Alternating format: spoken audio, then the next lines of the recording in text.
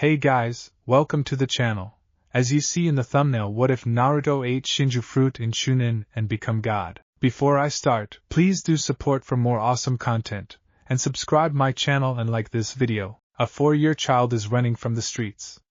People throw anything at him, from stones to various weapons. He cried for days non-stop as he saw those piercing eyes staring at him, wanting him to vanish from his very existence.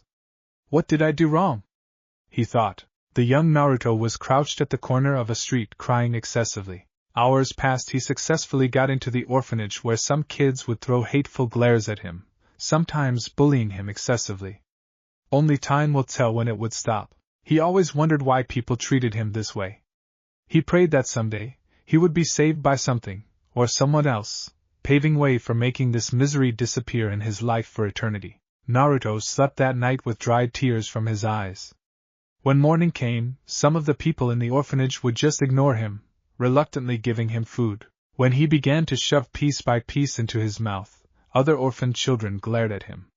Some bullies have gone near him and threw his food down, making him hungry for the rest of the day. In order to evade the bullies, he ran outside the orphanage, and he managed to avoid them all. As he paced the streets, he saw those hateful glares again. Suddenly, an angry group of mobs have beaten him with their canes, not caring that the poor boy are bruised and wounded all over. A few hours passed. He was left lying on the street, too weak to walk over. With determination and strength, he managed to get up and ran, not knowing where to go. 2 years have passed. He was now in the academy. Why did the third agree to let this demon become a shinobi? A random parent of a child stated. Those hateful glares. I see it again, Naruto thought. He made his way into the academy and sat on one of the chairs. As he sat, he saw a raven-haired kid surrounded by several girls, shouting Sasuke-kun, Sasuke-kun. He was so annoyed by these antics that the raven-haired man decided to ignore them. A few minutes later, a teacher arrived, introducing himself. Welcome to the academy. My name is Irika Umino and I would be your instructor until you graduate. So, do your best and pass so that you may become a ninja. Now let us start. As Irika started the lessons, Naruto was bored until he drifted off into a sleep. He was woken up when an eraser was thrown onto his head, startling him up. How many times do I need to tell you that you listen to your lessons? Irika said angrily. Naruto then saw those glares that he remembered not so long ago. Reluctantly, he forced himself not to cry and just nodded on Irika's command. Days passed. He still hasn't made friends. Until one day, some kids named Choji, Shikamaru and Kiba befriended him.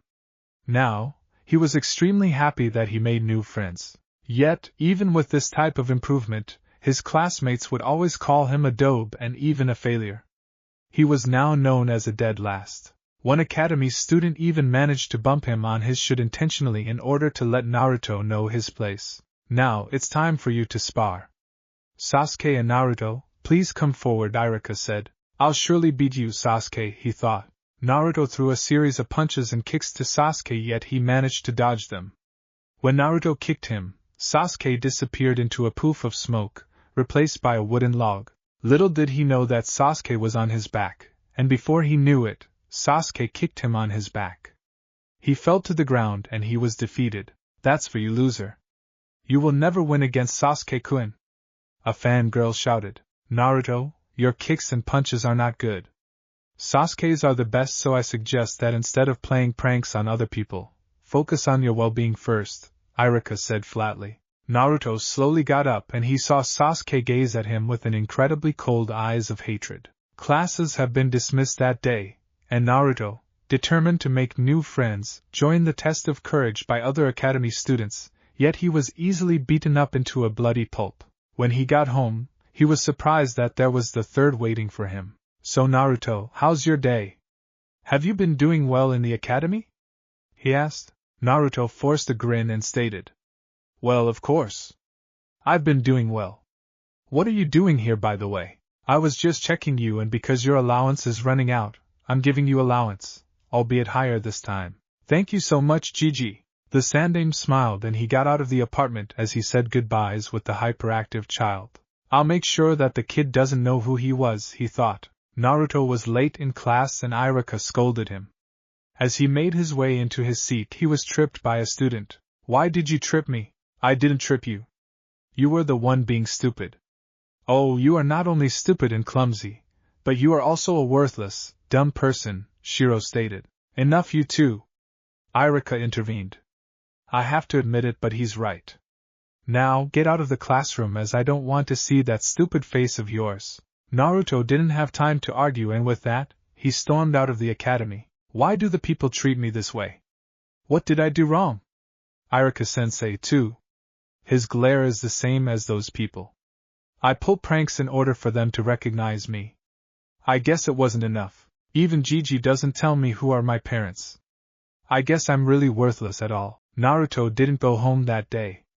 As he walked, those glares are there again. He cried and cried while walking. Night came, he still wandered the empty streets of Konoha. "Oh, so there's the demon child," a group of men shouted. Upon hearing this, Naruto decided to run for his life, yet the men were too fast. He was punched and brutally kicked upon in his guts. One of them stabbed him.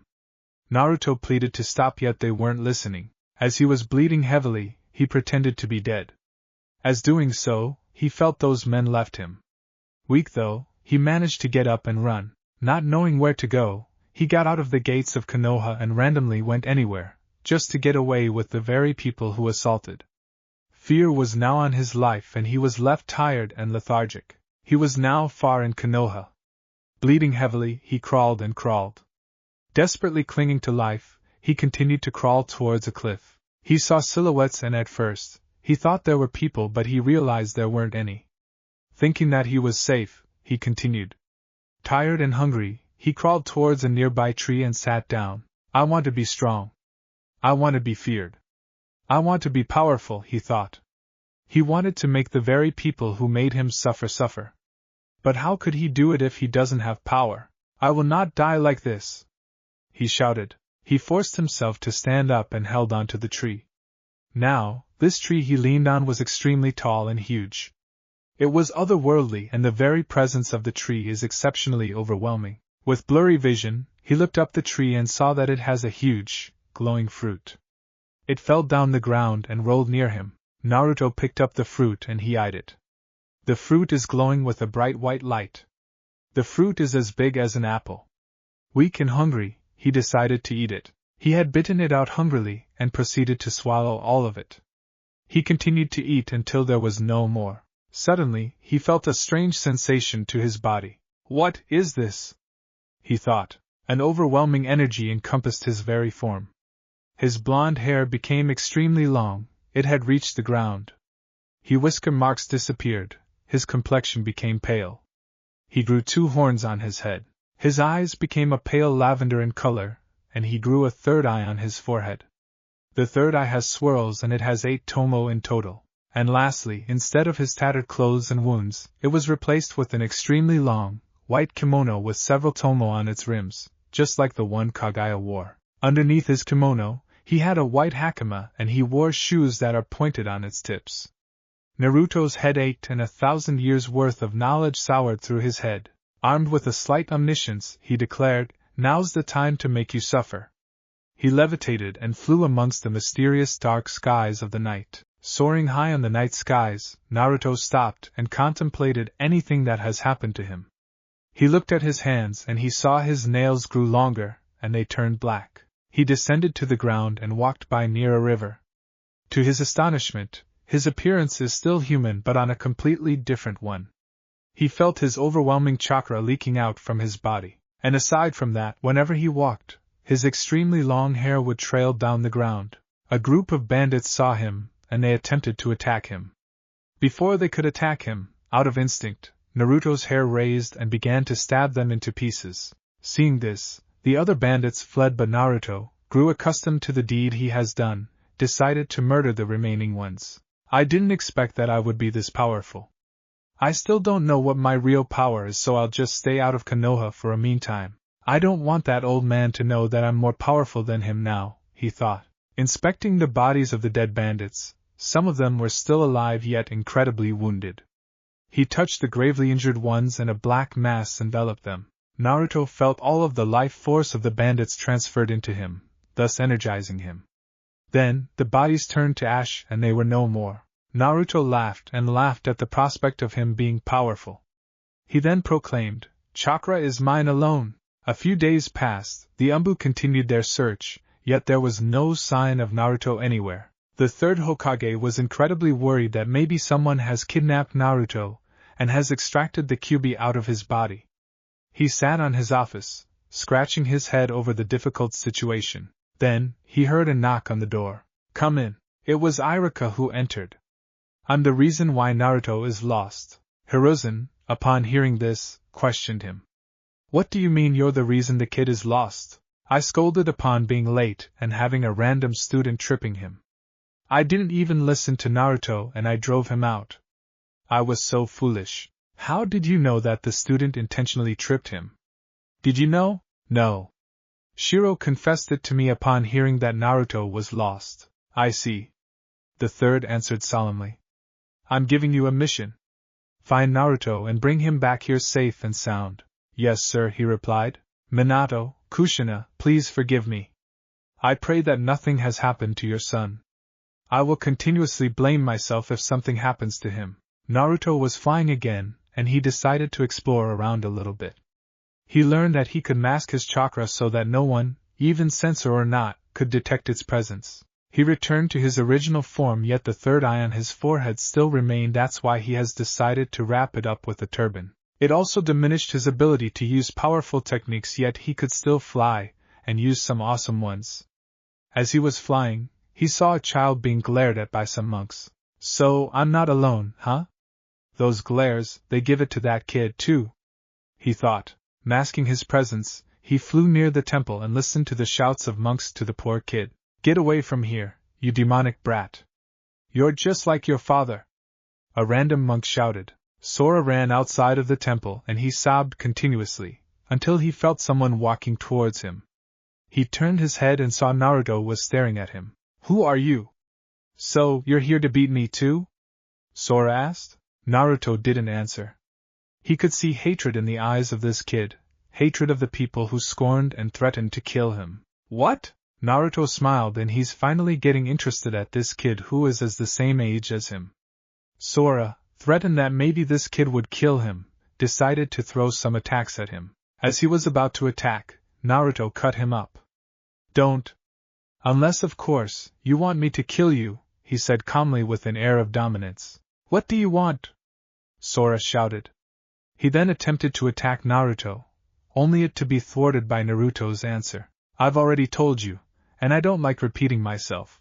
I didn't do anything, just leave me alone," he finally stated. "I know what true suffering is. Suffering is where you experience unpleasant things, being scorned at, and feeling that your very existence is an eyesore to anyone. Those glares that you have received is the same as the ones that I've received. But you, in that situation, wanted revenge, isn't it?" Naruto asked. "Who are you?" Sora asked suspiciously. Sora followed him, and they went out of the place. "You will question everything you know," Naruto stated. He then proceeded to transport Sora into an unknown dimension with him, and he revealed his true form. Sora felt an overwhelming amount of chakra radiating from this very person. "This is impossible, how did it?" He trailed off as Naruto returned to his original form and transported themselves outside the dimension. He walked with Sora silently, and Naruto wondered who this kid was. Night came, Naruto left Sora alone sleeping, and he decided to investigate what was going on this kid. He transformed into Sora and went inside the temple where Sora grew. Naruto, as Sora, entered the temple. As he entered, one of the monks asked, "You little kid, where did you go?" "Enough, Hitsugaya," Chirika shouted. "Sora, I'm worried about you. Do not leave the temple next time, okay?" Naruto just nodded. As he paced his way, he saw the monks looking at him. He remembered the glares that the villagers of Konoha used to send him in their way. As everyone slept, he crept his way towards Chirika's room and searched for any documents as to why the boy was treated this way. As he was reading the documents, he saw that Sora's father was Kazuma, who once fought a man named Asuma from Konoha. They are a member of the 12 Guardian Ninja, and there were 2 kings in the Land of Fire. Naruto, upon knowing, decided to leave. He used Amanamanaka and quickly reappeared in Sora's location. He was then greeted by the sight of Sora yelling at him. Now, in his original form, Naruto didn't mind Sora's yells. He proceeded to touch the soil, and a memory of that place came into his mind. Sora, what was your father's name? Huh? What's this all of a sudden? Why are you asking? Answer me. Naruto snapped. Sora, afraid, decided to answer him. Kazuma, I now know why they hate you. You have something inside you as to what they call the Kyuubi's chakra. And it was sealed to you by your very own father in order for him to use you to whatever he wants. What the hell are you talking about? Sora said angrily. Your father did that in order to use you. And to be honest, your father is still alive by now, contrary to the belief that he was dead. How did you? Sora, I could see anyone's thoughts and feelings. This is my power, I could know the truth, Naruto said smirking. Why? Sora began to sob. It's only simple, Sora.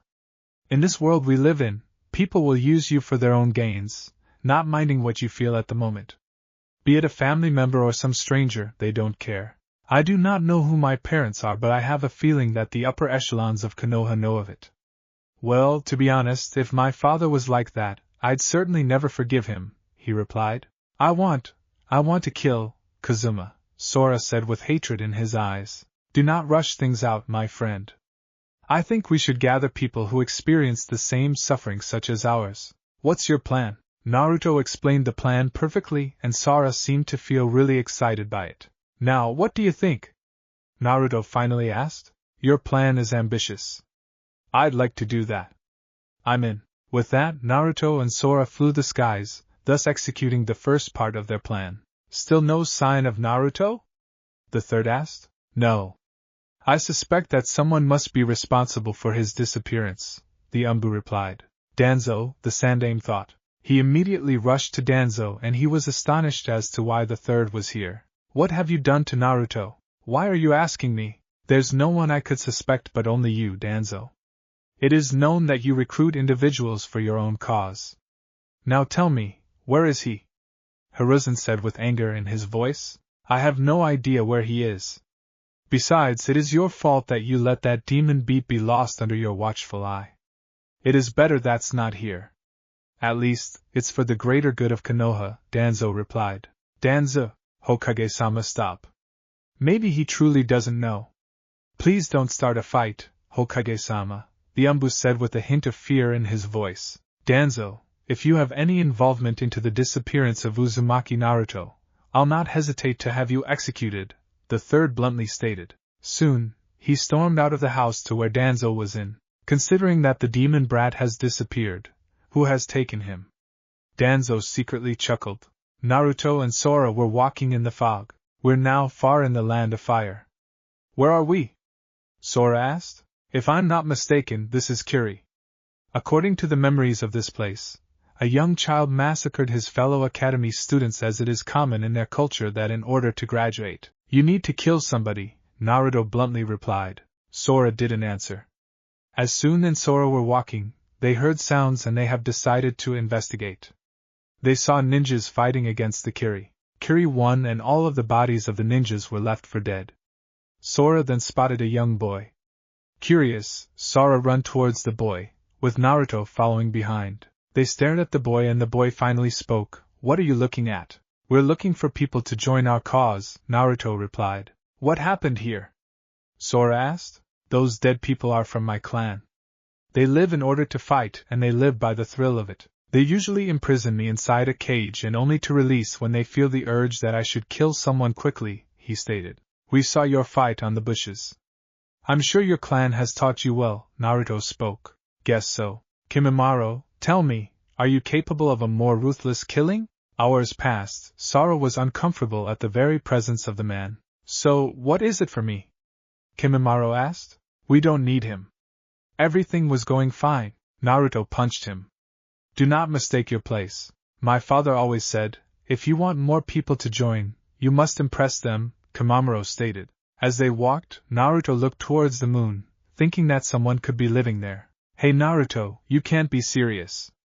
There could be no one living inside the moon, Sora exclaimed. Sora is right, There is no one. It would be impossible to do so, Kimimaro added. Naruto smirked. What if we go there? You can't be serious, Kimimaro stated. Kimimaro, you don't know me yet. Naruto used his space-time dojutsu in order to get to the moon. As soon as they got there, Kimimaro thought, he was just a kid just like me, yet he could do these things. It's as if he was a god. They walked towards the barren landscape and in a distance, they saw a castle. The three sped and as soon they got there, they were greeted the sight of a teenage-looking man. He was tall yet he was blind. How did you get here? He asked. We were just curious because it is in our very nature. Naruto replied. I cannot see you yet I know that you three are kids.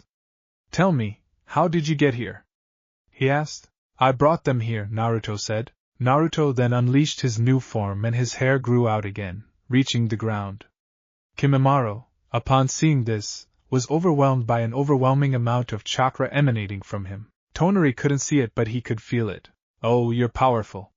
How did you get that power? Before I answer that, tell me, what's your name?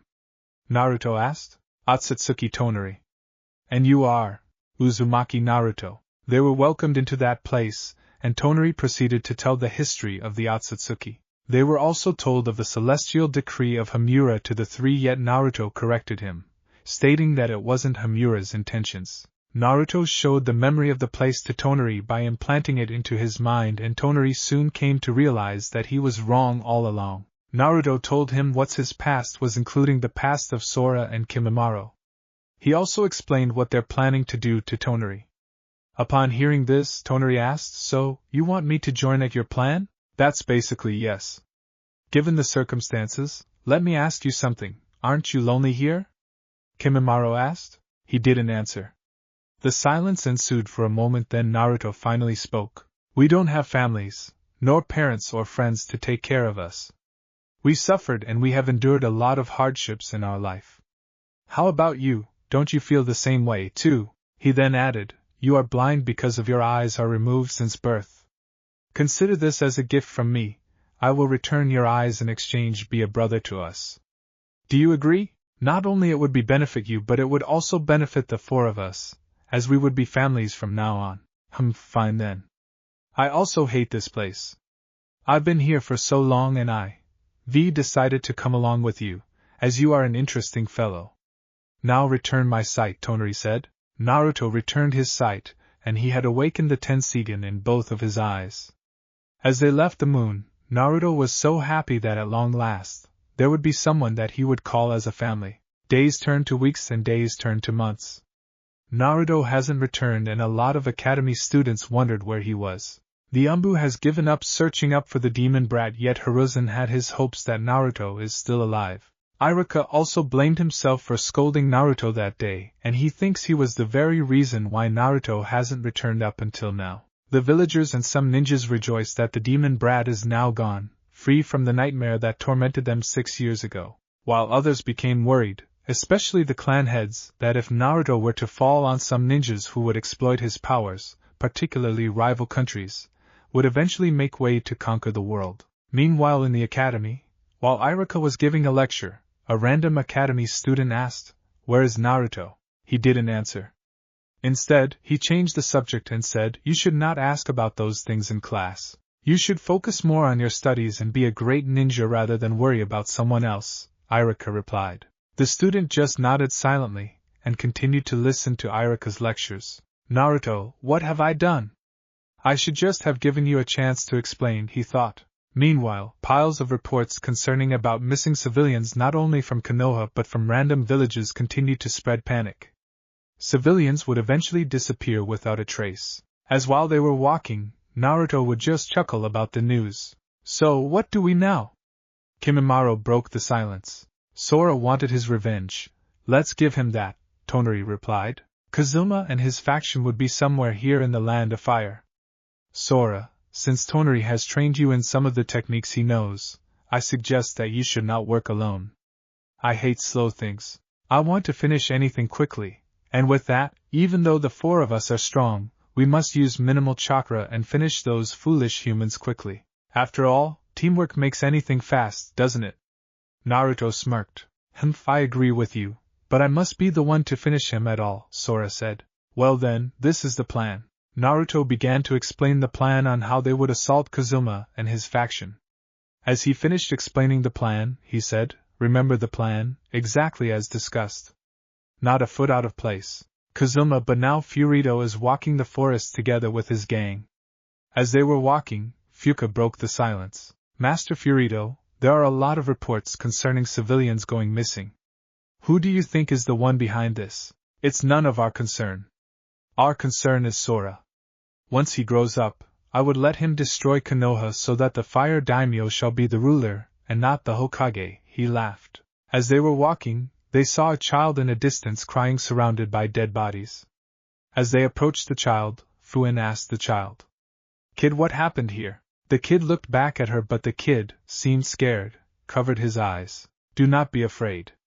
We're not here to harm you, Furito said calmly. While they continued to ask the kid some questions, they were watched intently by Sora, unknowingly been under by his illusions. Once he prepared to attack, Furito sensed there was someone hidden, and when they looked back at the kid disappeared together with the corpses.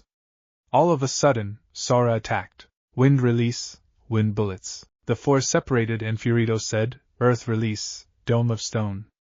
He put both of his hands into the ground and then a rock appeared protecting him. Fuin, using earth release, hiding in rock technique, attempted to attack. She was thwarted by bone projectiles by Kimimaro, deliberately killing her when some of the stones pierced her heart, giving her no choice to attack. How dare you! Fuka screamed. Earth release, rock pillar spears. The attack reached Sora and he fell down the ground. When Fudo attempted to attack Kimimaro, a lava erupted above the ground to where Fudo was standing, burning him alive. Fuka, however, were pinned onto the ground by Tonari, by using his truth-seeking balls to which he shaped into rods. Two were dead and Fuka barely alive, couldn't even move a muscle. She was therefore forced to watch the entire scenario. Kazuma, recognizing Sora, asked, Who are you? Pretending that he do not know his own son. As Sora stood up, he answered, Well, father, I do not fall prey easily to your lies. With that, he channeled chakra into the air and all of a sudden, without weaving any hand seals, the wind blew the corpses of Fuin and Fudo, and the trees also blew. After the wind dissipated, he levitated going towards the sky, where the sky above him darkened, revealing lots of lightning. Sora, how did you get this strong? Furito asked. He was also shocked that Sora knew that he was still alive and even that he was still a child. His chakra was Jonin level. Both seemed to gather above his head. Sora raised his hand and pointed it towards Kazuma, to which a bolt of lightning from the sky struck at Kazuma. He managed to evade the attack and then Sora raised both of his hands towards the dark sky to which multiple lightning bolts rained down towards the ground. This is impossible.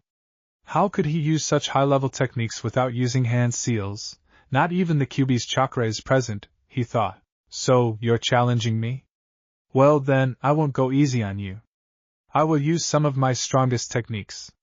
Wind release, Shakujo twister. A large wind formed into a tornado and hit Sora, but Sora did not move nor did anything. Instead, the attack was hit him full force, yet he wasn't hurt. Kazuma's eyes widened with surprise as his attack were of no effect to his son. Then Sora managed countered back. Sora closed his left hand into a fist, and then leaves from nearby trees gathered towards him, to which he raised his hand, and then the leaves were ultimately frozen. He then sent the frozen leaves as projectiles to Kazuma, to which Kazuma was unable to dodge nor evade. Sora, out of chakra, dropped into the ground, to which the darkened skies returned to their original form. Seeing this, Kazuma seized the opportunity to attack Sora, but he was stopped by Kimimaro, to which the latter shot him with a bone projectile. As soon Kazuma dropped, still alive yet immobilized, Tonari helped Sora stood up and he walked near Kazuma. Tonari and Kimimaro take hold of Kazuma's arms and Tonari put his foot on Kazuma's back to force him to face Sora. Sora, how did you this? Kazuma asked. Master Furito. Fuka screamed. Sora didn't answer. Instead, he wore a black glove and he put it near Kazuma's face. Soon, a black mass enveloped Furito's face and he screamed, where his chakra was being taken out by his very own son. As Kazuma's chakra transfers to the black mass going to Sora's body, Sora felt energized and he was surrounded by orbs of chakra as he continues to do so. When Kazuma finally closed his eyes, his body turned to ash. The glove on Sora's arm vanished and all of the chakra he gathered towards Kazuma's body enveloped him. Happy now? Tonari asked. Yes, as to what they say, revenge is sweet, he chuckled. By the way, why did you spare that woman? Sora then pointed towards Fuka. What are you planning to do? She asked in a fearful voice. We may need this woman to achieve Naruto's plan. Where is he, by the way? Tonari said. Soon, Naruto appeared from nowhere and said this woman is strong and we will recruit her to join our cause. He then soon freed her using his power, and when she was freed, she attempted to attack him yet was thwarted by Naruto's gaze, sending her to fly back. He explained what his ambitions and his plans to Fuka and upon hearing it, Fuka trembled in fear. You are quite useful, Fuka. Our plan will be beneficial for the both of us. Naruto then extended his hand and a fire appeared burning the ground to which Fuka was standing. Or one of us. Naruto grinned. Then he added, so which will it be? Fuka just looked at him and decided to follow him to avoid being killed. Several hours later. So, you're planning to return to Konoha? Sora asked. I do. This is the best time to show them who is the best. But I won't show my true colors yet. I'll be acting as a child, deliberately manipulating them that I was still the same as before, he said. Hope you don't mind when I ask this, but I'm wondering why are so keen on your goal? Fuka asked. I will return to Konoha not for the sake of others but for myself. All I want is to give others the pain of humiliation and betrayal that I've suffered. Well, I shall not reveal what I am now. Being an actor is not that an easy job, but so far, I've known the cunning human nature of trickery and lying, that's why I'm going to exploit it. But for now, when I'm away, continue kidnap those civilians. Bring corpses, too, especially ninjas that are recently killed so that they are still fresh. Bringing corpses is not part of the plan, Kimimaro intercepted. Corpses will be essential to our plan. I will tell you someday as to when I should use them, but we should seek a hideout to where we could preserve the corpses. Then store them in one of your dimensions, Sora suggested. Opening and closing the dimensions is an easy task, but I don't want to waste chakra. Besides, if I were to finish anything quickly, the world will know me. That's why, I'll discreetly work in the shadows to avoid being caught. But if I were to be caught, then I shall show them what true despair is. Naruto laughed. I'm going now. Be careful. And before I forget, look for corpses that are good looking. And also, do not call me Naruto. When I'm with you, call me Otsutsuki Byakuya. Naruto now stood in the front gates of Konoha. It was early morning when he left the hideout, and he immediately went to the academy. As soon as he entered, he was greeted by the shocked faces of his classmates, and even Irika himself. Now Naruto, where have you gone? It's been 3 months and you haven't returned. What happened to you?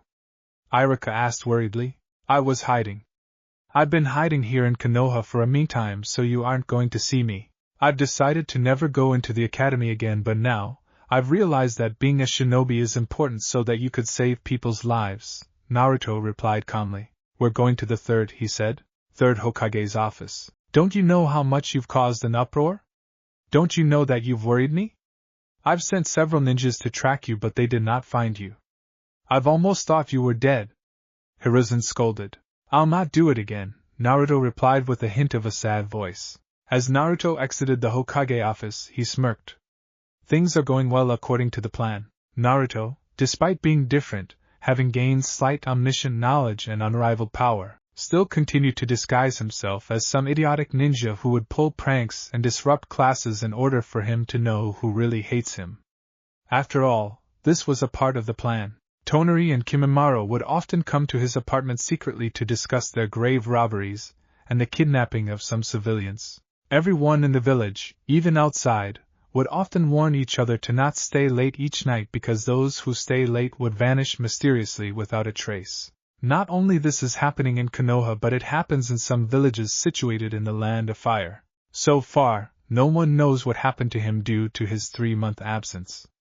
He now wears a turban over his head daily to hide the third eye that has grown into it. When alone, he would unravel the cloth and would look closely to his Rinne's Sharingan, studying its nature and training proficiently in its use despite in his human form as Naruto. He modified several techniques he read in books without using hand seals because according to his reason, hand seals are a waste of time, and it is a common way of casting jutsus at the enemy. Due to consuming the fruit of the Shinju, he managed to have excellent chakra control that he doesn't need to use hand seals in order to execute some jutsus. It became his hobby to return to the abandoned village to train where he had eaten the fruit of the Shinju, as one of his pastimes. One day, when classes in the academy were dismissed, as usual, having no family, Naruto would be left alone. Wanting to train, he went to the abandoned village and as usual, would train for hours until he would perfect everything. Even his subordinates do not know of this place, as he wanted to keep this a secret from them. Night came, Naruto finished training and before he could return to Konoha, he glanced up the tree once more and said, "I shall preserve you. Even though you're not a sentient being, you were the reason why I gained this unrivaled power." As he was about to leave, he noticed that the tree was glowing and there was another fruit, a single one dangling on its branches. Impossible. How could this tree bring forth another fruit? "I ate the first one already," Naruto spoke. Naruto, curious upon this situation, he raised both of his hands and the fruit fell down, catching it. Naruto inspected the fruit. "From what I know, even though the memory seems faint, I recall that a woman consumed a fruit like this before. However, it didn't happen in this village, it happened on a village that is extremely far from any shinobi countries, to which it was forgotten throughout history. This tree was here already before the very tree that grew in that village. I gained the memories of this tree when I ate its fruit. It's impossible that this one would produce another one because I ate the first one, unless chakra would gather in this very tree and it would be the reason that this tree would bear another fruit. However, it bore one. How could this happen? What will happen to me if I ate this glowing fruit?" Curious at the situation and wanting more power for himself, he swallowed the whole fruit. As soon as he swallowed it, an extremely overwhelming chakra went through his body, more overwhelming than the previous one. He was forced out to his original form. His blonde hair, already extremely long, turned lavender white. His third eye gained a set of 12 tomos and his outfit from the white kimono became a dark shade of purple, with patterns of dragon golden designs on his chest, and gold belt adorning around his waist. He gained golden tomo-shaped earrings. His hakama became a dark shade of black with numerous gold designs on its rims. His pointed boots became glass, clanking in noise when he walks, and the sleeves and rims of his extremely long kimono were all black in color with numerous gold-designed tomos adorning it. He also grew taller, and he gained extremely delicate facial features. His eyebrows became short, a sign of ancient nobility, and he sported pronounced canines. Naruto, fearful that someone might feel his chakra, used Amanaka to transport himself into one of his dimensions. As he looked into the mirror, he saw that he looked completely different. Soon, he came to realize that the tree itself continues to bear fruit because it absorbs nature energy in its surroundings. Realizing this fact, Naruto laughed and laughed maniacally and thought, it would be easier to manipulate those fools, given my power. He then soon returned to his Naruto form, but instead, his Naruto form also changed. Though the Rinne Sharingan still remains, he gained an exceptionally strong chakra even he suppressed all of them. His hair, though returning to blonde, became long, reaching up to his back. Naruto, thinking that someone may get suspicious of his hair growing long, decided to wrap his whole head into a turban so that no one would know. He exited his desert dimension, returning back to his apartment in Konoha. Returning back to his room, he was greeted by the sight of Sora sitting on his sofa. "Where have you gone?" he asked. "Just training," Naruto replied. "And oh, what happened to your hair? Why did it grow extremely long? Did you do something again?" "Well, I would guess I would keep it a secret for now," Naruto chuckled. Sora, annoyed of this, just sighed. "Why are you here, by the way?" Tonari and Kimimaro were gathering civilians in remote places, whereas Fuka would rob graveyards of recently dead ninjas. Corpses would pile up in our hideout. "I don't understand you. What do you really want to do with them? So you came here to ask me that?" Naruto said with a hint of amused expression on his face. "No, not at all. To be honest, I was here because I have a favor to ask you. I would like to live here in your apartment." "What?" Naruto exclaimed. Why is that? Maybe those monks from the fire temple would want to find me and even Chiriku himself. After all, I have the Kyuubi's chakra inside my body. That's what they're after. Oh, an easy problem with an easy task. Don't worry, Sora, I rearranged their memories using my Rinne Sharingan. I made them believe that you committed suicide so that no one would find you anymore. Since when did you do that? Naruto crossed his arms and opened the fridge, pouring some of fresh milk into his mouth. After that, he spoke. Remember the day we met? When you were asleep, I transformed into you and gathered information about your origins. While the monks were sleeping, I rearranged their memories, believing that you were already dead. Upon hearing this, Sora let out a sigh of relief. So, no one would find me anymore. Well, thanks for that. I am forever indebted to you. It's a normal thing to do, especially if you're family, Naruto replied smiling. Family? Sora asked dumbfounded. I consider you, Tonari and Kimimaro as my family. However, I don't trust Fuka yet. As for now, I could count her as our subordinate. From now on, we form the Otsutsuki clan and your name shall be Otsutsuki Sora. That includes Kimimaro as well. If I feel that I already trust Fuka, then I shall give the title of an Otsutsuki to her, and she would be a part of our clan, Naruto explained. Upon hearing it, Sora smiled. He bid farewell to Naruto before returning to their hideout. I won't let anyone harm you, even a single strand of your hair. I shall protect my family, no matter what happens, Naruto vowed. Several years later, Naruto was keeping with his facade of an idiotic child and a dead last. He was running the streets of Konoha with some ninjas chasing him because he painted the stone faces of the Hokages in the monument. When some ninjas were running, they haven't seen him because he covered himself up with a cloth that he managed to camouflage himself up. Upon releasing the cloth, he was seen by Iruka. Iruka-sensei, what are you doing here? He was dragged by Iruka going to the academy. A few moments later, Naruto was tied up in front of his classmates, and Iruka scolded him. Instead of skipping classes and doing some of your pranks, pay attention to your well-being. You have failed your tests and your last test. He then added, all of you, even to those who passed, should do the transformation jutsu. Naruto was standing with Shikamaru and Ino on his side. It's your fault, Naruto, that we're doing this again, Ino exclaimed. Not only you were a dead last, but your blue turban and an orange jumpsuit makes it look worse. How troublesome, Shikamaru muttered. Like I care, he said loudly. Then in his mind, don't worry, I'll show you the right time when I could show my abilities. You're nothing but pests in my life. Haruno Sakura, please step forward, Iruka said. Transform. Sakura has transformed into Iruka, and then she returned to normal. Well done, Iruka complimented. Did you see that, Sasuke-kun? Sakura said shyly, whilst the inner Sakura shouted. Yes. He has seen my abilities. Next, Uchiha Sasuke. While the girls were screaming, Sasuke transformed into Iruka, and then he returned to his form. He was then complimented by Iruka. Uzumaki Naruto, next. Do your best, Naruto-kun, Hinata thought. Transform. Naruto has transformed into a nude woman, and Iruka, seeing this, was blasted out with his nose bleeding. Naruto transformed back and he was laughing. I call it the sexy jutsu, idiot. Don't make stupid jutsu such as that. Hours later, he cleaned the Hokage stone monuments, with Iruka waiting for him to finish. You're not going home until you finish all of that, he said. TSK. I don't care how many hours would I finish this thing.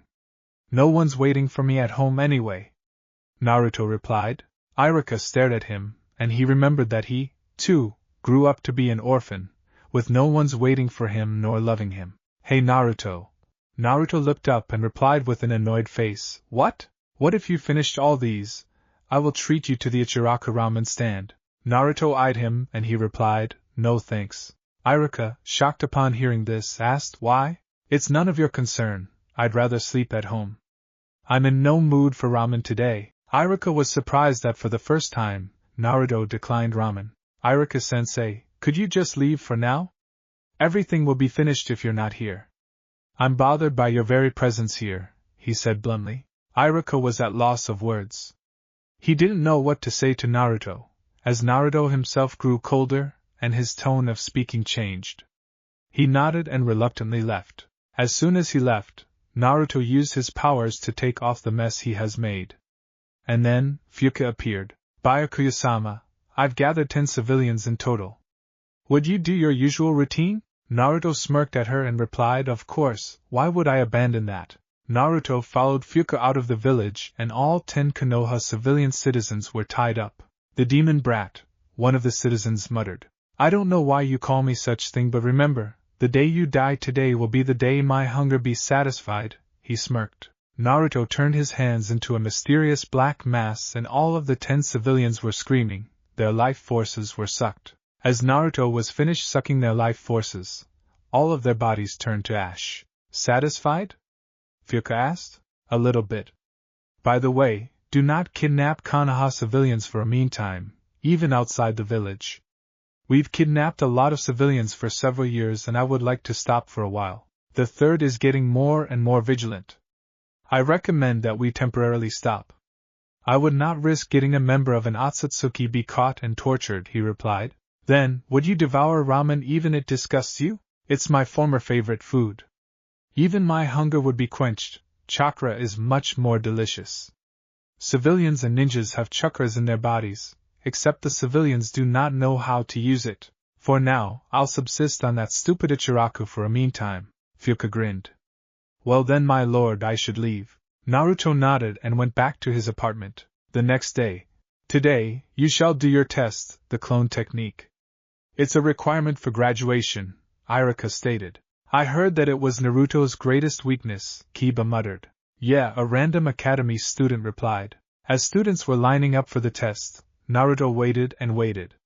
Each of the students was successful, and he was tired of waiting in line. Naruto, you're next, Mizuki said. Naruto walked towards them and he didn't do any hand signs. Instead, a clone of his appeared beside him. Naruto, what did you do? Mizuki asked dumbfoundedly. I developed a way where I could execute the clone technique without using hand seals. They are a waste of time, he replied. Iruka saw Naruto's change of demeanor, and he forced a smile. Naruto, you passed. Here's your forehead protector. He received it, and immediately walked outside of the school. Iruka has gone to the third and he talked with him that Naruto suddenly changed his attitude from yesterday. Is there any reason for the sudden change? The third asked. I don't know. I guess I should talk with him about it, Iruka replied. Night came, Naruto went outside of the village, going back to the abandoned village to check if the Shinju has bore another fruit. He discovered that the Shinju produces fruit every 3 months and he has done everything to protect it, placing jujutsus into it to prevent anyone from accessing it. As he was thinking about these things, he saw Mizuki running. Naruto? Mizuki asked. Mizuki-sensei, what are you doing here? Before Mizuki could reply, Iruka suddenly appeared. Mizuki, return the forbidden scroll already. No, I wouldn't. This scroll would make me more powerful, he laughed. And oh, by the way, if you continue to chase me, I will reveal the truth to this child, he said. Truth? Naruto asked. What truth? Mizuki, no! Iruka shouted. 12 years ago, a monster fox appeared in the village. It continued to ravage anything and kill innocent civilians. That monster fox, was you, Naruto? Don't tell me, the Kyuubi was sealed into me? Naruto thought. I thought another person. Do you know why those people glared angrily at you? Because they hate you. A worthless person such as yourself should die. Iruka hates you too. You're the reason why his parents were killed. Naruto, do not listen to him. I don't hate you, Iruka said with tears on his eyes. The Kyuubi is the one that ravaged the village, not me. The one who destroyed your lives is the Kyuubi, not me. The one who should suffer is you, not me. Naruto's eyes turned into Sharingan, and instead of a matured Sharingan with 3 tomo, his has 8. Naruto screamed and his hair unraveled from the turban, entangling Mizuki and killing him. Iruka saw the whole event with a surprised expression on his face.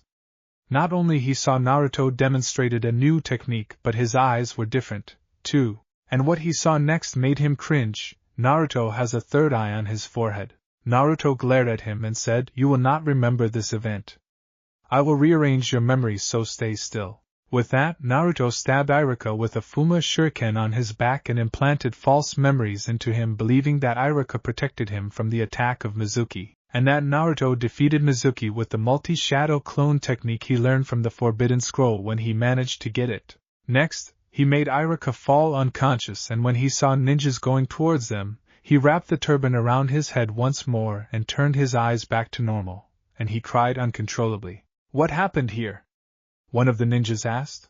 Iruka-sensei protected me from Mizuki-sensei's attack, he stammered. "Mizuki, he's dead," the other one said. "I killed him," Naruto said. "It's payment for what he did to Iruka-sensei," he shouted. Iruka woke up and smiled to Naruto, unaware that his memories were altered by his beloved student. Mizuki was dead and Iruka woke up on the hospital with the third Hokage on his side. He wasn't aware that his student altered his memories so that he wouldn't let the Hokage know what he had seen the night Naruto killed Mizuki. "So that's it?" the third Hokage asked. "Yes. Naruto now knows the truth. I've even told him that I do not hate him, but when I saw him earlier this morning, it seems he's changed," he replied. "Speaking of which, where is he by the way?" Tonari single-handedly stopped the war concerning the Jellostone. He had killed Hato and took Temujin under him, as per Byakuya's orders or Naruto's. To prevent information leaking about the legend of the Jellostone, Naruto took the book and burned it, leaving memorized information in his head: how to use it, how to properly draw its power. Seeing the Jello vein, he absorbed all of its power.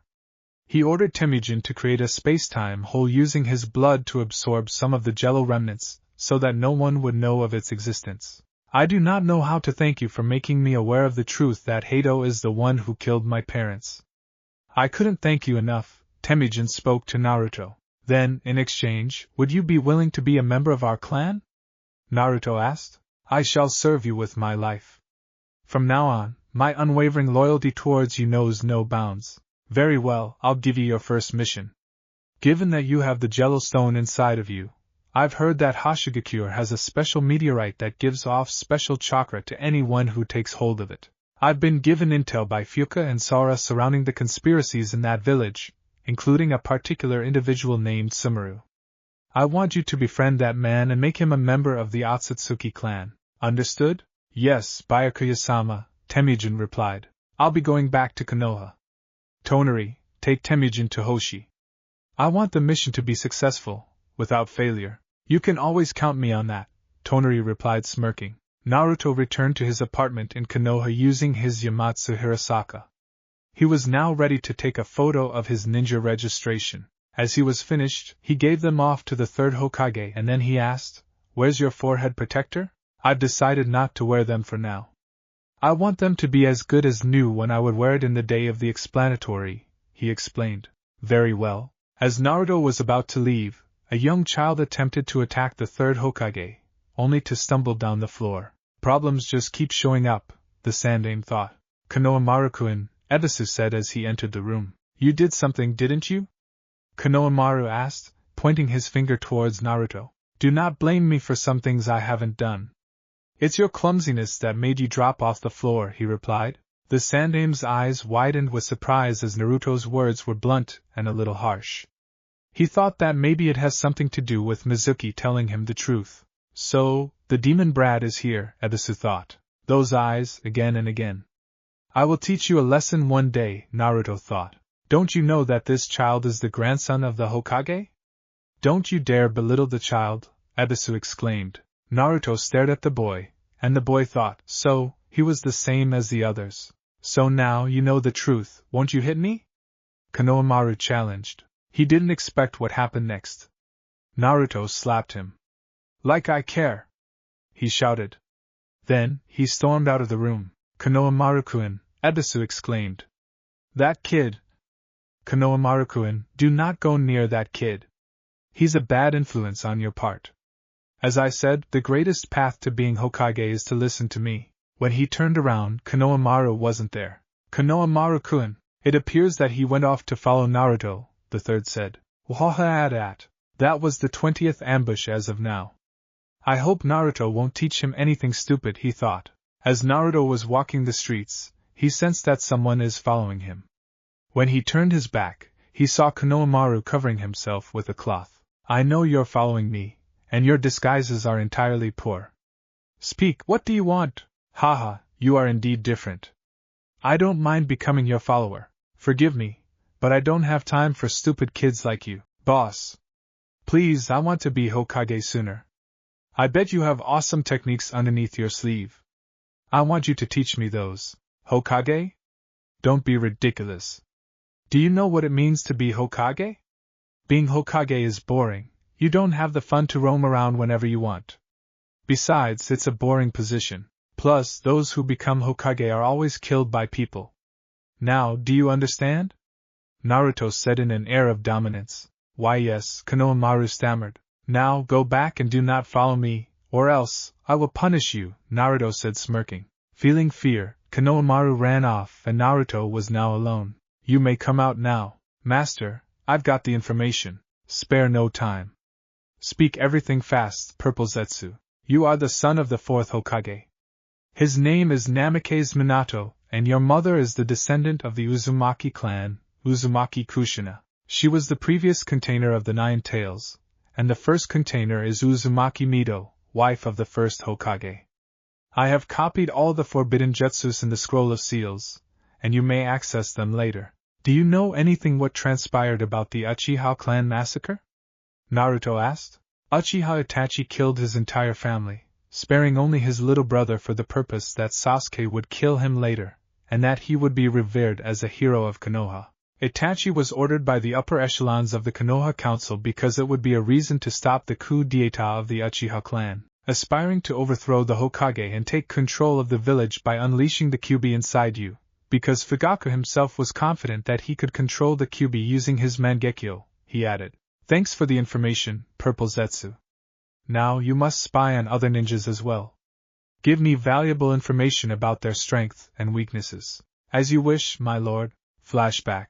Mizuki was dead and Naruto has altered Irika's memories, making him safe. He hypnotized the Jonins who took Irika to leave him alone in the forest, and they did, as he ordered. As they disappeared, he ejected a purple substance from his mouth and it formed into purple humanoid shape with red eyes glowing. My name is Zetsu, my lord, it said. I'll just call you Purple Zetsu for now. One day, you would be human just like them, Naruto answered. Naruto went home that night.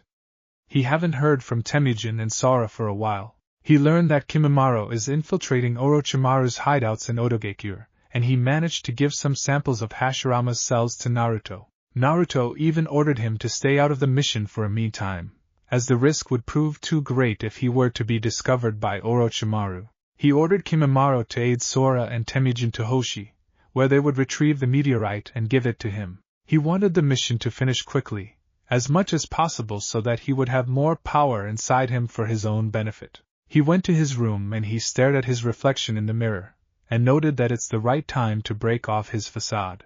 During the explanatory day, everyone shall be surprised of his new appearance and attitude. Day of the explanatory. Naruto discarded off his orange jumpsuit. Instead, he now wore a black turban, covering his entire head, not a single hair strand could be seen, and black robes with a sash wrapped around on his waist, just like the one Tonari Otsutsuki wore in the movie when he marries Hinata. He went into the academy. As soon he entered the classroom, everyone looked at him, as if he's trying to catch the attention of anyone else. As he sat down on his seat beside Sasuke, Shikamaru greeted him. I've never expected that you will be able to graduate. And it's quite surprising you're not noisy today. Did something happen? Naruto didn't answer nor stared at him. Instead, he pulled off a book and began to read. Shikamaru eyed him and said, If you don't want to answer, that's fine. Anyway, today's troublesome, as usual. When Shikamaru disappeared from his sight, Naruto stopped reading.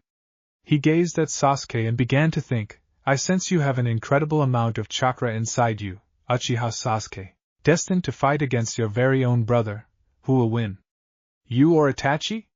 He chuckled. What are you looking at? Sasuke broke the silence. Naruto just smirked and averted his gaze. Meanwhile, Ino and Sakura are pushing themselves who would enter first. As the both of them entered, they began to argue on each other, with Ano speaking she was the first and Sakura arguing that her toe entered first. Annoyed by each other, they just decided to enter anyway. As Sakura saw Naruto, complete with a change of outfit, she said, "Naruto, do you have plans of impressing some girls here?" He didn't answer. Instead, he stood up and bumped Sakura on her shoulder. "Hey, don't turn your back on someone who's talking to you!" she exclaimed. As she was about to hit him with her fist on his head, Naruto spoke. "Don't. Unless, of course, you want me to fight you." He then faced Sakura with a serious look on his face. Sakura was surprised by the way Naruto speaks but dismissed it as his way of acting cool. Little did she know that this was the real Naruto. The facade of an old Naruto has already faded away. Several minutes later, Team 7, Uchiha Sasuke, Haruno Sakura, Uzumaki Naruto, Iruka spoke. As Iruka was speaking about the other things, Naruto was busy thinking about the situation in Hashigakure. He hasn't heard reports from his subordinates concerning about the meteorite. This is going to be harder, he thought. As Naruto, Sasuke and Sakura now in a room, waiting for their sensei, he was also thinking of Fuka's whereabouts. She has gathered over 227 fresh corpses, and they have been kept in their hideout in Uzushio, situated in the land of the whirlpools. He smirked, that the time is near, to use those corpses. He has also faith with Purple Zetsu to gather DNA samples of the dead Pakura, and Izuna Uchiha, as he knows he would succeed without fail. 3 hours passed, a silver-haired Jonin arrived. The three looked at him with an annoyed expression on their faces. "Took you so long," Naruto muttered. He looked at his new students and said, "My first thoughts on you three, you're a little depressing." Naruto didn't falter from his statement nor flinched. "I'm your Jonin sensei, meet me on the roof and we'll get started." He soon disappeared in a cloud of smoke. The three left and went to the roof. Sasuke and Sakura noted to themselves that Naruto was entirely quiet. He didn't seem to speak, even at them, speaking only when something's important. As they were sitting on the ground, Kakashi suddenly appeared. "Now, I need an introduction," he spoke. "Sensei, what kind of introduction shall we speak?" Sakura asked. "You know, just the usual stuff. Things you like, things you hate, dreams for the future, hobbies. Things like that." Naruto looked at him impassively and said, "Why don't you introduce yourself first?" "Me? I'm Kakashi Hatake.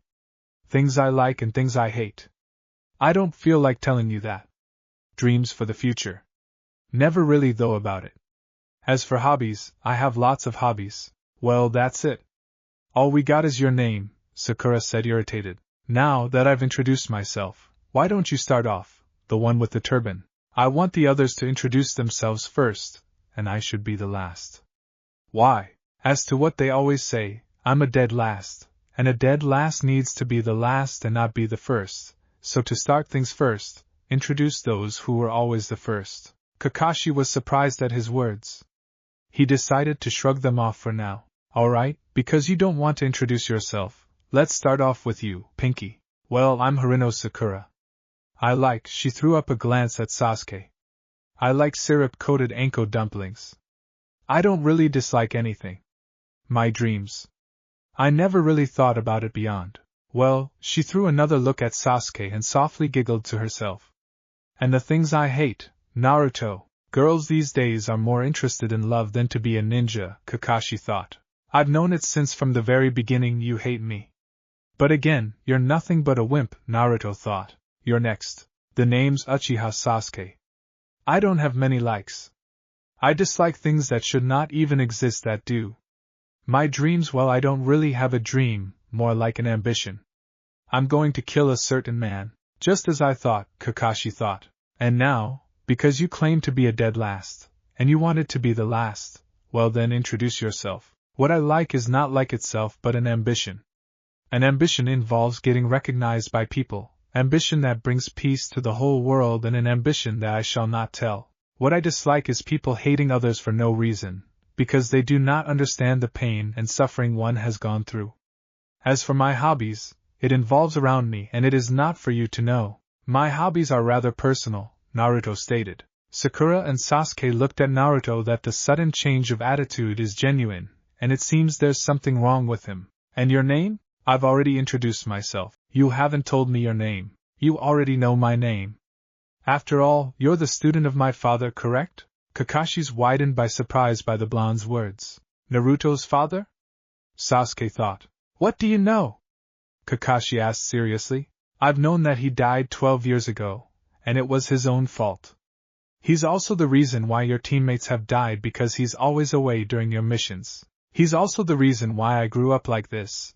That's why I hate him with all my heart and soul.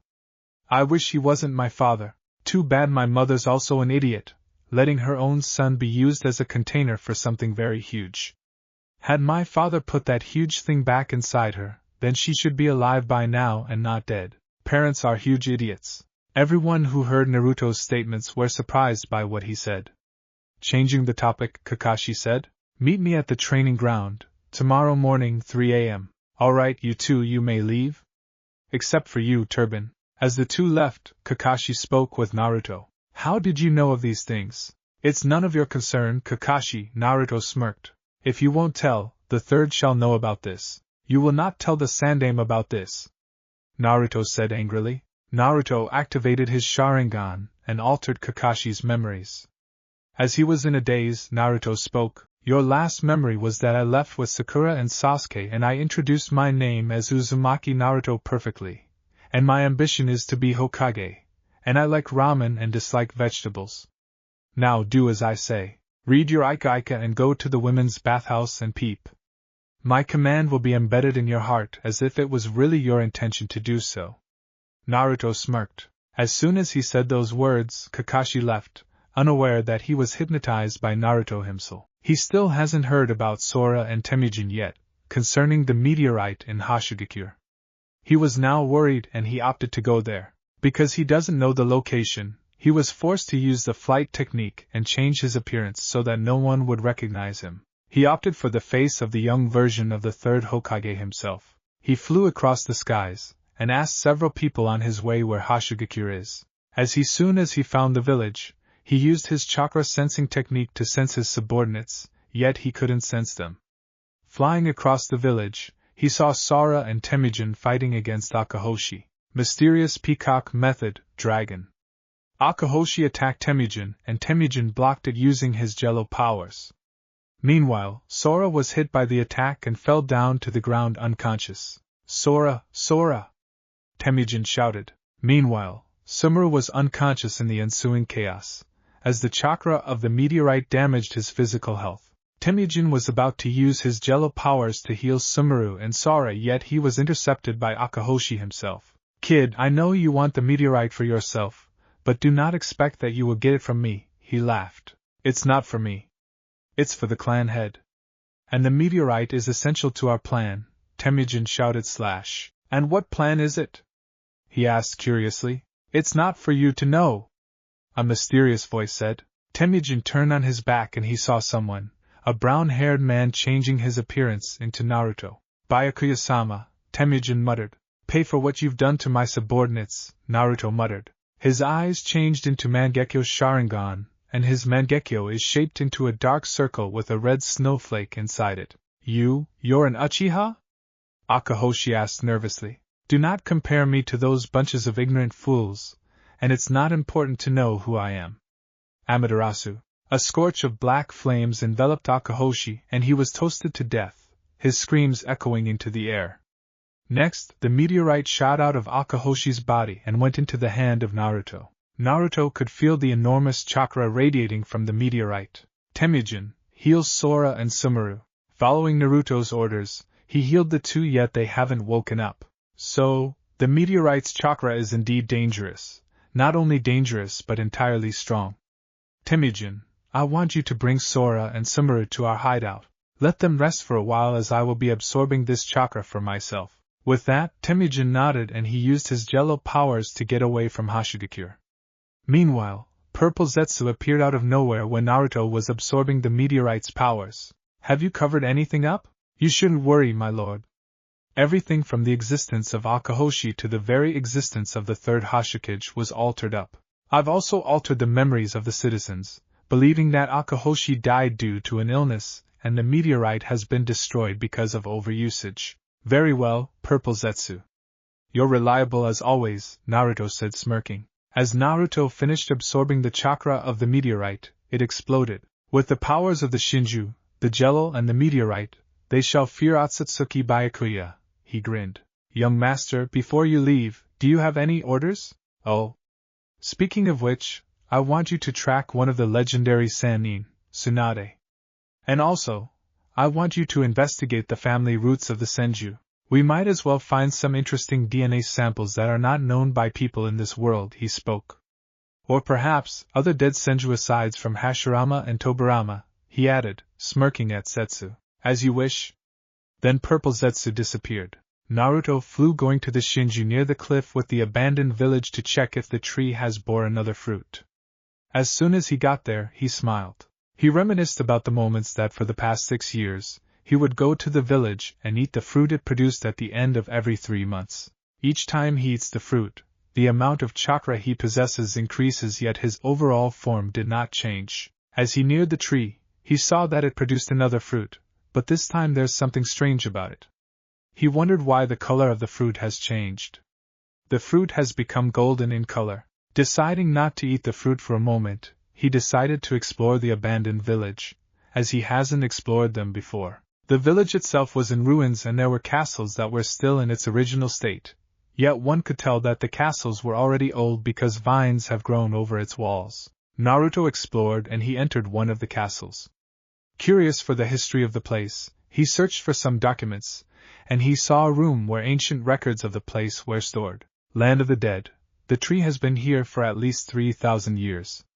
We were also surprised when there was another one that grew in the land of ancestors 100 years ago. The tree is not new and we began to call this place the Land of the Dead because anyone who would dare come here would die under mysterious circumstances, Naruto read. What is this? Naruto began to search for several documents until he saw something that made him grin. It's forbidden to eat the fruit as it would bring death to anyone else. However, I disagree from that very idea. I believe that when someone eats the fruit, one would gain powers that would make them conquer the world. One day, when I came near the tree, its fruit fell down but I decided not to eat it. I just kept the fruit for myself and put it inside a box. After a day, I've noticed the fruit has withered and it became ash. I came near the tree once again but distanced a little bit, afraid that I would die. I began to survey the tree on a daily basis but nothing has changed. 3 months have passed. I came back and I was surprised that it bore another fruit. When I came back the next day, it was totally gone. Soon I've discovered that the tree produces fruit at the end of every 3 months, and it prompted me to study more of it. Yesterday, there was a fruit hanging on its branches and I took the time to survey the area. I was surprised when I found a secret passage and I saw that the tree has a pulsating object. I don't know what the purpose of the pulsating object is, but I've concluded one thing. Anyone who eats the fruit would gain unrivaled power, yet if the fruit weren't to be eaten on the day it blooms, the next day it disappears. Quite the information, huh? I've known the fruit harbors fruit every 3 months, but I didn't expect that it would be recorded here. Plus, additional information. Naruto muttered. Gathering some of the documents, Naruto flew back to the tree and searched for the secret passage. It took him no time to search it, and then he saw the secret passage. He entered it, and saw that the surroundings were surrounded with a purplish light, and he heard beating inside the tree. He searched for it, and saw that the pulsating object that the document talks about is the heart of the tree. He touched the heart, and he was thrown back by a mysterious force. What is this?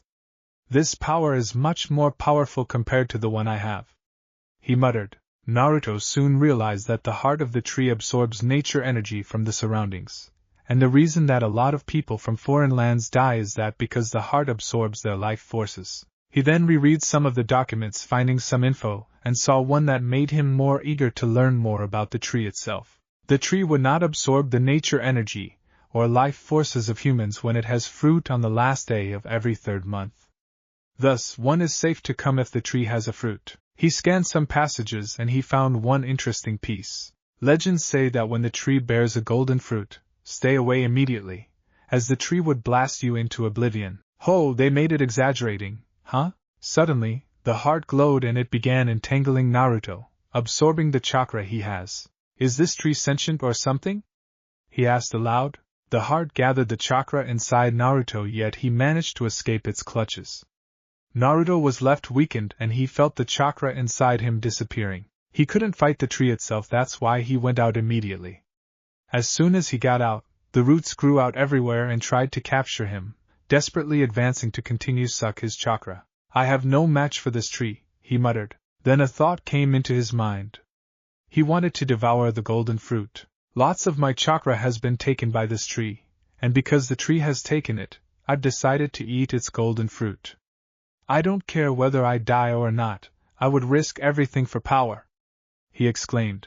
Before the roots could entangle him, he used Yamatsu Hirasaka and aimed for the fruit. He was intercepted by several branches and he dodged them all. He used his newly acquired Mangekyo Sharingan and used Amaterasu to burn down its branches and roots. As his way was cleared out, he quickly used Yamatsu Hirasaka and grabbed the fruit. Eating all of the glowing golden fruit, he felt the absorbed chakra returning to him. Not only his absorbed chakra returning, but it tripled in amount. Aside from that, he was surprised that the tree exploded and the tree's heart was left pulsating in its place.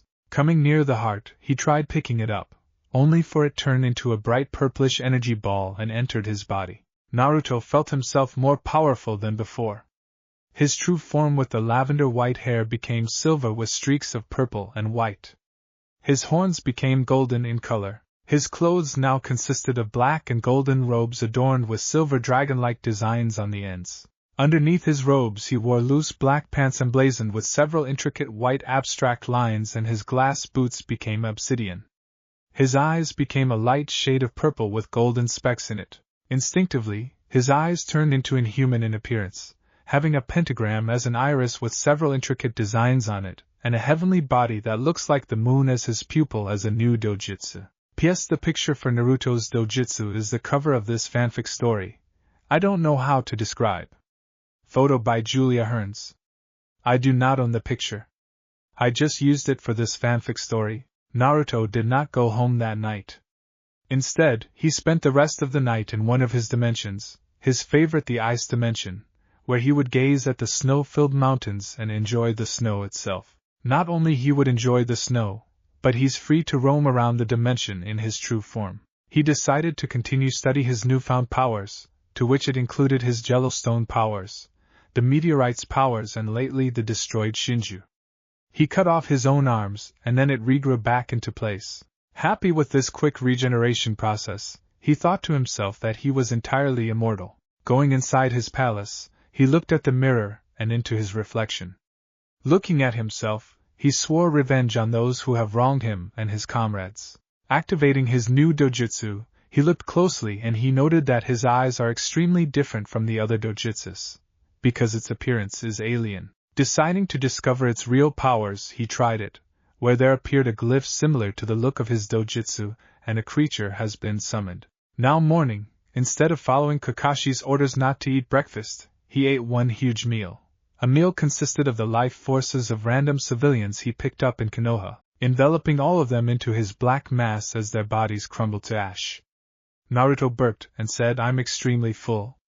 Feels so good." As news by Purple Zetsu to him, lots of Anbu were investigating the disappearances of various civilians under orders from the Hokage. They haven't even found a clue as to whom or what causes them to vanish. Not a single corpse could be seen, and civilians in Konoha fear for their lives that maybe they're the ones next. That's the reason why the Hokage implemented a law a few years back never to roam at night. Even the number of missing civilians was gradually decreasing. Hiruzen remained vigilant, and Naruto smirked at the gesture of this, as he was the reason why some civilians in Konoha vanished, not only in Konoha but in other villages in the Land of Fire as well. He hasn't kidnapped civilians outside of the Land of Fire, but he would gladly do so if he was in the mood for it. After all, some civilians in Konoha would be his food because they're the reason of his suffering, and even though he eats those civilians, he would still go to a Chiraku ramen stand to eat. He was now in the training grounds, and he saw Sasuke and Sakura coming off from different directions. As soon as they were gathered, Naruto thought that Kakashi would be late, and according to some intel given by Purple Zetsu to him, Kakashi is always late by almost 3 hours. "Oh my! He told us to get early, yet he was late," Sakura exclaimed. Right, Sasuke-kun? Humph. And have you heard of the news? He was peeping in the women's bathhouse yesterday, which caused him to be reprimanded by the Hokage himself. I didn't expect those things would be his hobbies. He's a pervert, she said in an annoyed tone. Naruto forced not to laugh, as it was his own fault why Kakashi did those things. After all, he hypnotized him to peep on women. Knowing that he would be late, Naruto decided to storm off on his own. Naruto, where are you going? Sakura asked. Somewhere down the road, he said impassively. Sasuke glared at Naruto suspiciously. Ever since they've graduated in the academy, Naruto's overall attitude has changed. He was not that loud and boisterous ninja anymore. Instead, he was cold or sometimes difficult to read at. Did something happen? He thought. As Naruto walked, now far from the training grounds, he has learned the powers of his dojutsu. He was extremely excited to give them a try. Flashback. Deciding to discover its real powers, he tried it, where there appeared a glyph similar to the look of his dojutsu, and a creature has been summoned. Who are you? The creature asked. Those eyes, forgive my ignorance, my lord. What are you? Naruto asked. A celestial spirit, and my name is Leo. Your eyes are called the Sharingan, obtained when one has eaten the golden fruit of that particular species of the Shinju. Particular species of the Shinju? Naruto asked curiously. A particular species wherein several seeds of the Shinju fused into one, and it grew on a particular place. A common Shinju produces fruit every 1,000 years, but this species produces one every 3 months. It's because not only it absorbs the nature energy of this world but also the nature energy that comes from the sun, moon and stars and from the outer space itself. That's why it bears fruit so fast, he explained. Then why does the fruit dissolve when it is not eaten on the day it blooms? The fruit contains much power that it dissolves when not eaten the day after yesterday. However, the golden one was much more powerful. Anyone who has eaten it dies immediately, but in your case, you're the only one successful. The only one? Mysterious people tried to find this particular species of the Shinju in various realms, and when they've succeeded, they would stay on the planet until it dies. However, a particular person tried eating the golden fruit of that Shinju, and he ended up dying, forcing him to pass his acquired powers to his descendants. It's rare to find someone who's successful. Those who are successful would have the ability to summon us from the spirit's realm. I presume that your strong will of acquiring much power lead you into this. Naruto grinned. Well, there's this pulsating object inside the tree. It came inside my body after I've eaten the golden fruit. Leo's eyes widened with surprise. What? Something wrong? It only means one thing. As I've said earlier, your desire of power was extremely great that the Shinju surrendered into you and made you use its powers, thus making you the keeper of its power. I see. So the Shinju was alive after all, he smirked. Yes, then I'll use its powers to reach my greatest ambition. Leo just looked at Naruto laughing as he disappeared, dismissed by Naruto as he gained the knowledge on how to use the Sharingan. Naruto couldn't help but smirked at this. Bored, he meditated for 3 hours, absorbing nature energy from his surroundings, or in his terms eating. 3 hours have passed. He decided to go back to the training grounds. Kakashi was already there and he asked, "Where have you gone?" "Just sleeping. By the way, I've heard rumors that you're notoriously late when it comes to meetings. Besides, I've also heard that one of your hobbies is to peep on women." Kakashi paled at Naruto's statement, whereas the 2 other ninjas chuckled. "That's right. You're indeed a pervert," Sakura exclaimed. "Back to the topic, what shall we do now?" Sasuke asked. Kakashi takes out an alarm clock and puts it on a nearby stump. Then he takes out 2 silver bells. "All you need to do is get these 2 bells from me. Do that, and you'll be officially a genin," he said. "But sensei, there are only 2 bells," Sakura replied. Kakashi nodded and Sakura and Sasuke's faces showed duress, whereas Naruto began to smirk at the statement. Kakashi then notices Naruto smirking at the perspective of the test. He could see that Naruto's planning something. "Alright, the alarm clock is set to noon. You have time until then to get the bell. The test starts when I say go." Kakashi waits for a moment and says, "Go." As Kakashi speaks these words, he was thinking of today's missing civilians. The mysterious person has attacked once again. After a year of silence, the attacks have again started. Who kidnaps the civilians? What is his motive? He thought. Sasuke and Sakura were now hiding, Sasuke behind a tree while Sakura was under a bush. Naruto was walking in the forest, and when he sensed no one else is watching, he used Yamatsu Hirasaka and transported himself into his Ice dimension. As he was within the palace of his dimension, he walked closely to the mirror, and it showed that Kakashi was looking to where Sakura and Sasuke were hiding, including him. Too bad he doesn't know I have numerous dimensions at my disposal, Naruto smirked. Naruto observed the ensuing test and Kakashi saw Sakura. Kakashi casted a genjutsu at Sakura with a wounded Sasuke coming to her, and that made her to pass out. I wouldn't expect that she passed out for such a simple genjutsu. She needs improvement, Kakashi muttered. Sasuke heard Sakura's scream, and he muttered, damn. One taken down. I must get the bells, he said. As he saw Kakashi reading Ika Ika, he attacked him with a series of shuriken, to which Kakashi managed to evade.